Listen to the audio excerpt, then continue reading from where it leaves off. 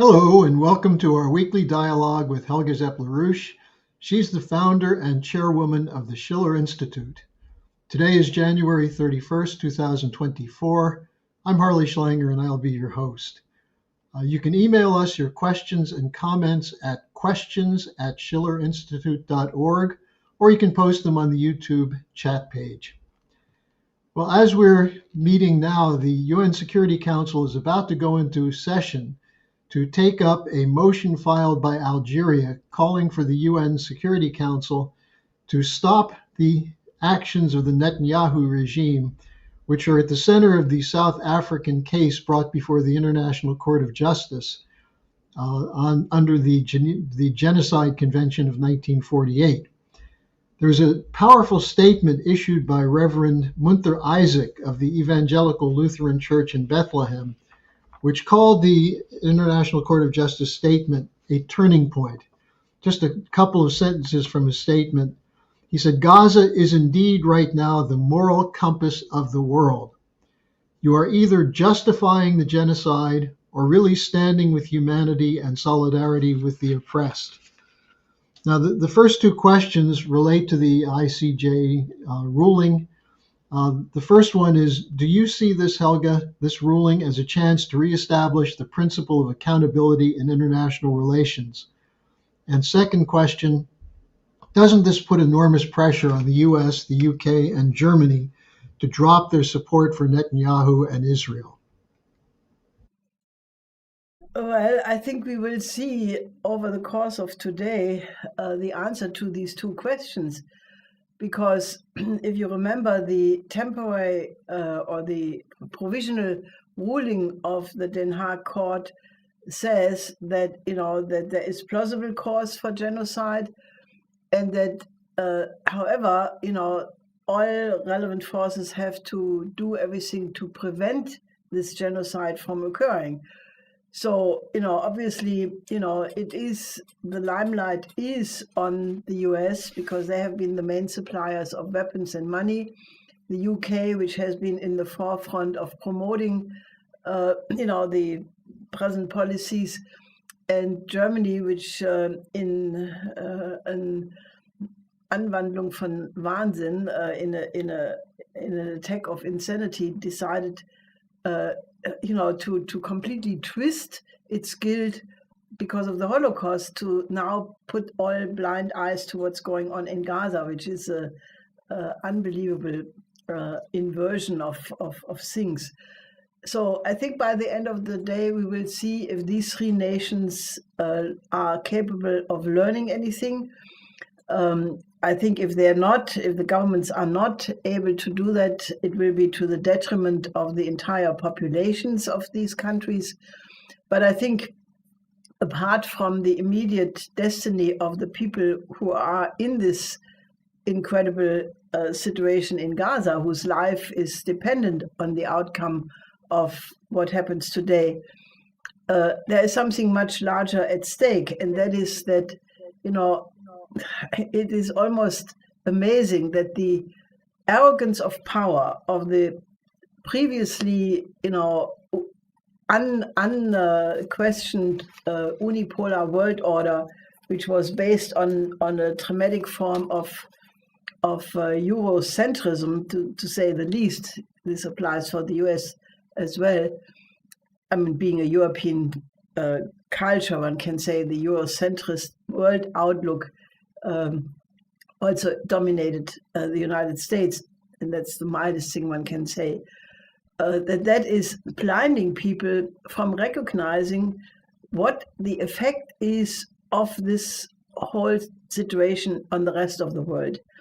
Because I'm absolutely certain that that the action by South Africa and the intervention by the government of Algeria is being watched by everybody in Africa, in Latin America, in Asia, and naturally some many European countries as well. So, I think there is another very interesting article in the Chatham House, the IISS think tank in London, where they basically say that it's not just the Gaza situation which is being decided, but it is the fate of the rules-based order.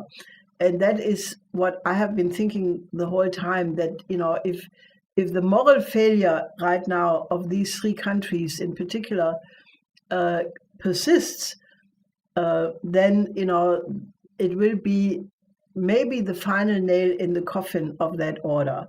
So I think we are definitely at a branching point, and one could only hope, that the many people mobilizing, in the United States, and there was a very interesting program with Larry Johnson from the Whips and Judge Napolitano, where Larry Johnson made the observation that maybe all these protest rallies, which have been going on in many American cities, universities, and so forth, and that increasingly President Biden has been greeted by protesters with the nickname Genocide Joe, that this has an effect, and that he has a very thin skin and can't take this any longer. So, I think that everything is really going to be decided if the United States and the British and Germany shape up and they basically agree to what the Algerian motion is. That will be one geometry. But I think if they stick to their line, we will see a very rapid acceleration of the disintegration of that rules-based order. Well, Helga, we have two questions from London on this very topic. The first question asks, since the war in Gaza is continuing with another 200 some deaths yesterday, isn't this a sign of a rejection by Israel of the provisional rulings from the International Court?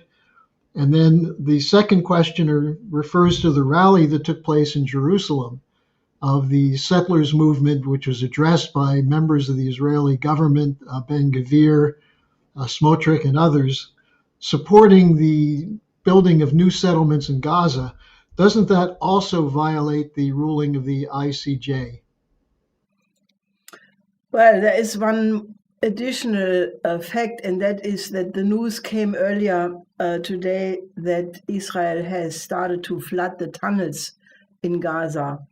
Now, if that is confirmed, and that's what it looks like, that that this is happening, it is an absolute escalation and a doubling down on the genocidal tendency, because that was a big debate ahead of time, that if you flood the tunnels, you are doing it with seawater, which means you are ruining the soil, you are ruining the possibility to recreate Gaza in any shape or form for people to live on.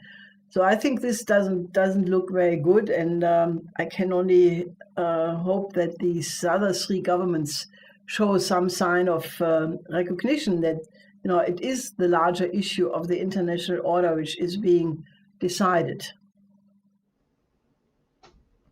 Well, the next question is continuing on that.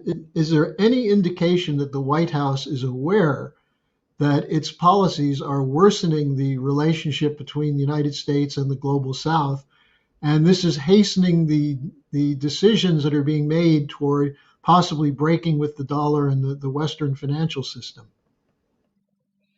Well, I have not seen such a sign at all. As a matter of fact, I was talking to an acquaintance the other day, and we were wondering, that it is so unbelievably amazing that the establishments, not only of the United States but also of Europe, while everything which is happening right now, the mass protests of the farmers, the upheaval of populations around the world, practically from Argentina to Europe to the border on between the US and Mexico, you can attribute all of these things to failed policies of the West.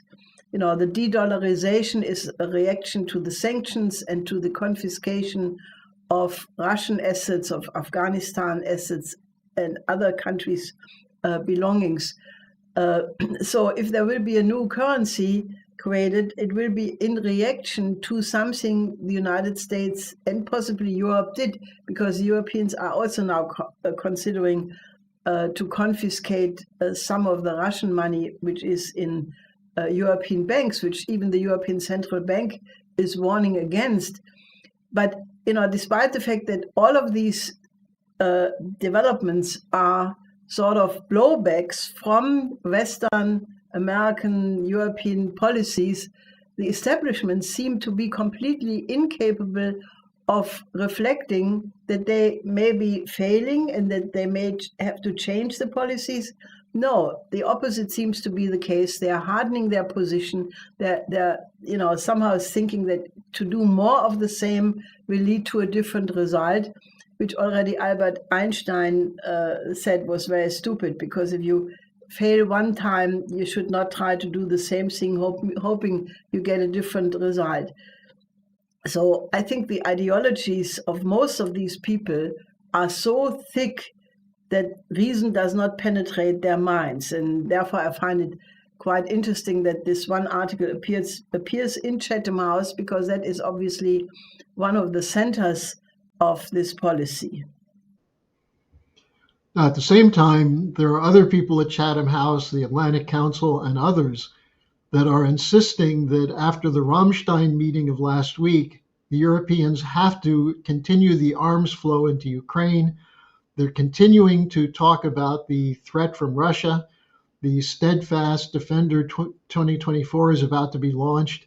So it appears that the governments in Europe are not getting the message. No, as a matter of fact, I think tomorrow there will be a meeting of the European Union discussing the need to put through this 50 billion package for more weapons to Ukraine. And given the fact that both Hungary and Slovakia have basically said that they absolutely oppose that, the EU is now contemplating severe measures of punishment against Hungary. There are reports that they even basically plan to announce in a big spectacular way to cut all support, all EU monies for Hungary, which they are entitled to, and that will create a huge drop of the currency and a huge job loss. And that way, basically, putting the fear of God into all the other countries who may ever want to deviate from EU policies. Now, if that happens, I mean, it's a predictable development that the cohesion of the European Union, which already is not really there, will further disintegrate. I mean, if you are treating your own member states, in this case Hungary, like a pariah and like a country to be punished with the most severe economic warfare, and you're putting the seed of destruction into the very EU structure. So let's see what they do. To Helga Zepp-LaRouche, this is our weekly dialogue with her. You can send your questions to us at questions@schillerinstitute.org. We have some more questions that have come in earlier. You just were speaking about the question of Hungary. Regular viewer Menashe wrote in, well, what are the ultimate consequences of the EU move to blackmail Hungary? And also, what about the actions of the Biden administration to limit liquid natural gas deliveries to Europe? Well, I think, eventually the people will wake up to what is happening, because, look at the situation. The article by Seymour Hersh about the hypothesis who was responsible for the sabotage of the Nord Stream pipelines, despite all efforts to come out with some cover stories, in my view and the view of many other people, did not work. People still believe that the Seymour Hersh story, that it was the US government which did the sabotage with the strategic geopolitical aim to drive a wedge between the United States and Germany for good, that is the real story. And subsequently, when the gas from Russia was cut, in part because the EU wanted to cut it. It was not Russia which cut it. I mean, the remaining gas deliveries.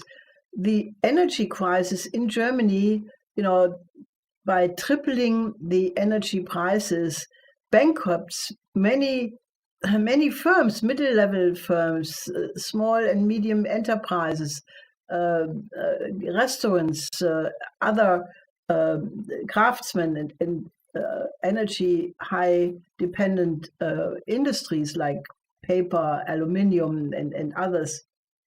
So the impact on Germany is catastrophic. Germany is right now the only country in the EU which has a major economic collapse, and naturally it's dragging down the other European countries because of the importance of the German economy within the EU.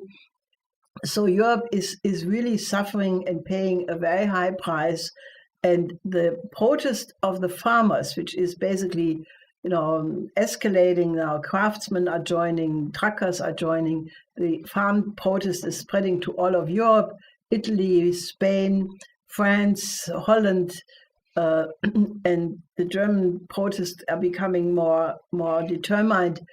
All of this is a result of this sabotage of the Nord Stream pipeline. And now Biden says, I just discovered that LNG is bad for the climate. I mean, this is really putting salt into the wound. He's now threatening to cut deliveries to Germany. We basically build very expensive terminals in the Baltic Sea, in Rügen, in other islands at the coast, very ecologically damaging. A lot of biodiversity got negatively affected by it. Where were the Greens when the issue was to defend the fish and other living organisms from these terminals and all of this construction? Naturally, that shows one more time what complete phonies they are. And now Biden turns around and says, sorry, there was this climber I forgot. I mean, this is, I think you can drive it to the point, of maximum exhaustion.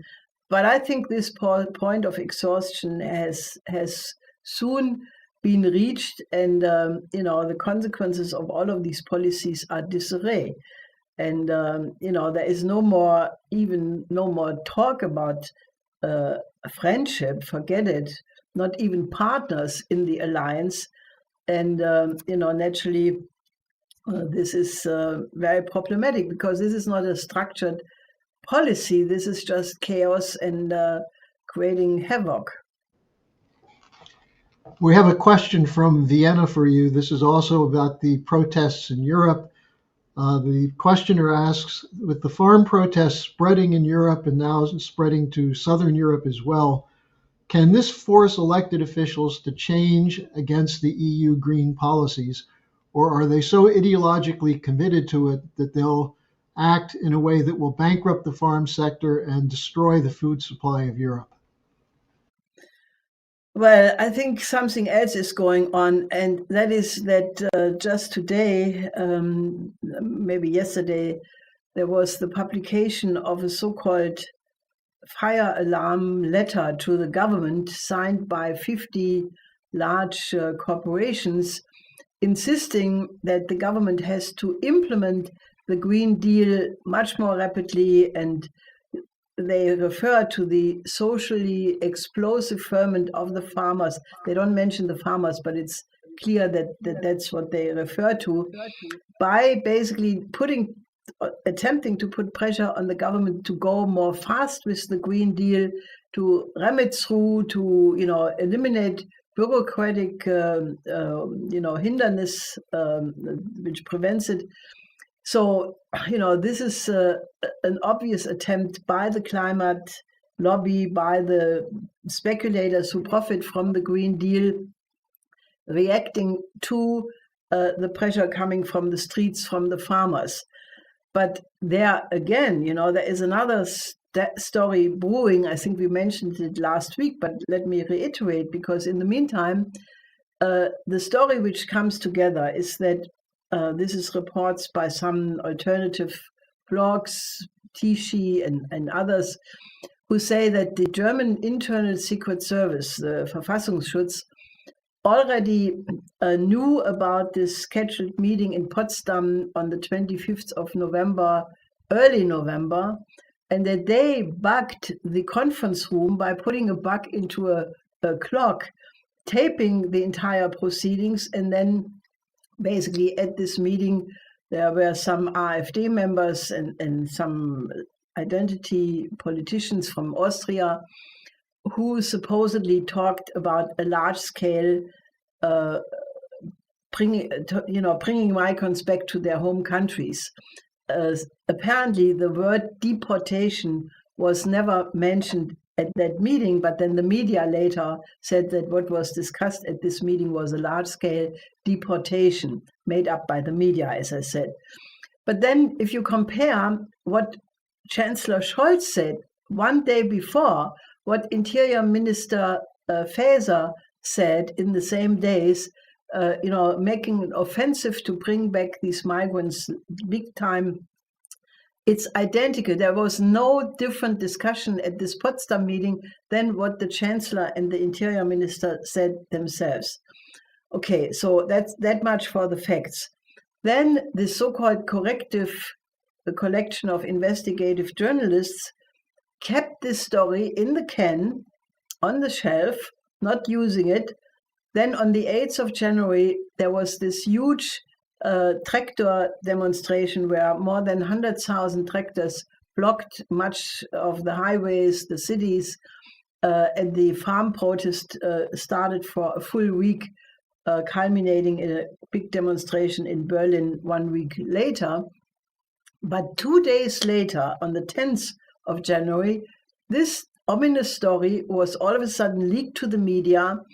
And not only that, the mainstream media published every day exactly the time and the location for these demonstrations against the so-called right wing. Now, if I ever have seen an effort to deflect from a real social ferment, that is the farmers, the truckers, and others, but especially the farmers who are, these are honest people, these are moral people, this is the backbone of morality in society, because if you ever have talked to farmers, the normal farmer is a moral person. They are extremely industrious. They have a lot of work. They are very competent. They have each of them like a medium-sized enterprise, because they have to organize everything from seed, harvest, processing, selling, management, accounting, just like a medium-sized firm. And they're extremely devoted to produce the food for the people. They find their moral identity in doing something good for society. And they see themselves being threatened by these green policies, by the set-aside policy, 30 by 30, farm to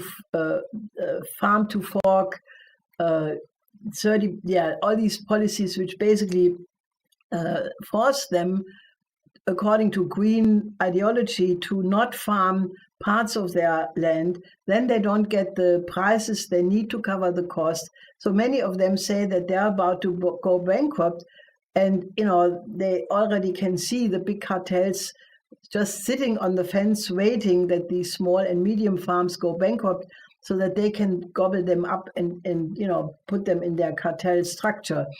The family farms are absolutely threatened in their existence, and that's what the protests are all about. So this is a legitimate thing, because these farmers make correctly the point that what they are doing is produce food for the entire population and therefore serving the common good.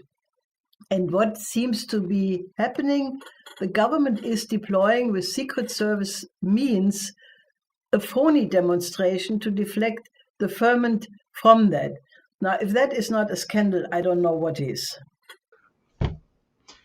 Well, it obviously is a scandal, and we have to do some scandal mongering, because that's the way the governments are acting as part of the, on the same at the same time they're censoring, and then they're trying to build an opposition. I do have two more questions for you, Helga. One is from Thomas, who is a regular. He asks about what if the non-aligned movement nations would dump the debt to the IMF? Wouldn't this be the best way to bring down the neo-colonial imperial system? And this is partly a reference to what your late husband, Lyndon LaRouche, proposed in the early 80s with the debt bomb, that the debtors can trigger a reaction by refusing to pay the debt. So Thomas wants to know if that's something that the non-aligned nations could do today. Well, I think the word debt bomb was invented by the oligarchy, because my husband never talked about the debt bomb, because, you know, what he proposed, and that was part of what he did together with Lopez Portillo, the president of Mexico in 1982, was a proposal to have an orderly reorganization of a bankrupt banking system and out of proportion debt on the side of the Latin American countries. Now, the financial media and the Wall Street people, they called it a debt bomb. But actually, you know, if Lopez Portillo followed the advice of my husband in 1st of September 82 by imposing capital controls, and he started to create a national bank. And if at that time Argentina and Brazil would have been acting in solidarity with him, the problem could have been solved. Unfortunately, they did not, and Argentina had to pay the price with the Malvinas War shortly after. But if this would have succeeded, and there would have been an orderly reconstruction, reorganization of the debt by turning short-term debt with high interest rate into long-term debt with low interest rate, the whole thing, and turning that in turn into credit for investment in productive areas, we would not be in the crisis we are today. So rather than calling it a debt bomb, it was actually an effort to save the banking system, which greedy speculators in Wall Street and elsewhere rejected. And that's why we are in the crisis today. Well, thank you for that clarification. I have a final question for you, which relates to the crazy political situation in the United States. Actually, two questions. The first one is that, do you think this is the year in which the so-called two-party system, which is being exposed as essentially one party, that the two-party system can be broken in the United States? And then we have from Redwood, Minnesota County Commissioner Bob Van He asked the question, what about a Trump and Kennedy independent ticket? Do you have any thoughts on that? Well, I think the situation in the United States, I find it very unpredictable, because, there are so many different tendencies working against each other, and they're all unworkable. Look at what happens in Texas and with the border and the conflict between Governor Abbott and the federal government. There are many international media who are already speculating about the coming civil war in the United States. There are people talking about secession of Texas from the Republic. I mean, this is really, extremely worrisome, and obviously the two-party system is non-existent. And I don't know if, the influence of Stephen Bannon on Trump will prevail. Then that puts on a lot of questions about what would happen if Trump wins the election. There are many forces, independent candidates, like the very important campaign of Diane Sayre, who is running for Senate in New York, and she has now a co-candidate, Jose Vega, who's running for Congress. There are many other independent candidates who all oppose this. So I don't know if that is strong enough, because, the popularity of Biden is very low. I think that I cannot even imagine how they can think to have a victory under the present circumstances.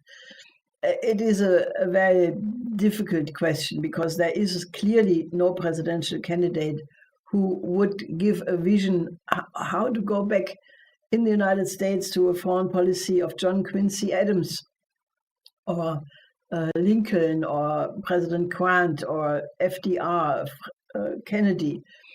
Now, concerning Kennedy and Trump, I don't know if that would help much in the situation, because going back to the first question we discussed in this program, that the position of the United States in the case of the ruling of the ICJ and what will happen at the UN Security Council today, in both cases, Trump and Kennedy, they are heavily leaning towards the Israeli position. And, that puts the same question that we started with, on the table. Can the United States respond to the outcry coming from the global majority who demand an end to colonialism, who demand justice being reintroduced? And, the answer of that will decide what will happen to the, up to now, rules-based order. And the more it becomes clear to the whole world that these rules are, first of all, non-existent, they can be bent at any occasion, nobody knows who made them. We are really at a breaking point. So between now and the election is a long time with many dangers and many changes which will occur. And obviously, the fact that President Biden, when he was asked if he had already made up his mind what would be the US response to the killing of these 3 army people in Southwest Asia, he said that he had made up his mind, but that he wouldn't say what it is. Now that is a worrisome idea, because if there is a plan to somehow involve a major strike against Iran, we could be in an absolute escalated danger of a global war in no time. And one can only hope that, President Biden doesn't think that. I think we'll be watching very closely what comes from the UN Security Council today, but it's not enough to watch. People should be going to the LaRouche Organization website to stay updated, subscribe to our daily newsletter. And Helga, any final words for today? Well, I can only appeal to you, get active with us. The world is a very, very dangerous place. But if we can get enough people in the United States and Europe to understand that they are not necessarily they don't have to be in opposition to the global South. If people in the United States and Europe would just say, let's cooperate with the global majority of the world population, it would be very easy to find a way out. The policies of my late husband are the absolute vehicle to do that. And, I have asked for a long time for an international security and development architecture in the tradition of the Peace of Westphalia, Global Economic Development Plan. We have many programs. The New Silk Road Becomes the World Land Bridge is a book we published in 2014, which is a blueprint of what to do to get the world economy really on a safe course. So we have plans how to solve the problem, but we need your support. So don't sit on the fence, get active and help. Well, we'll look forward to our discussion again next week. And in the meantime, people should take your advice and get active. Till next week.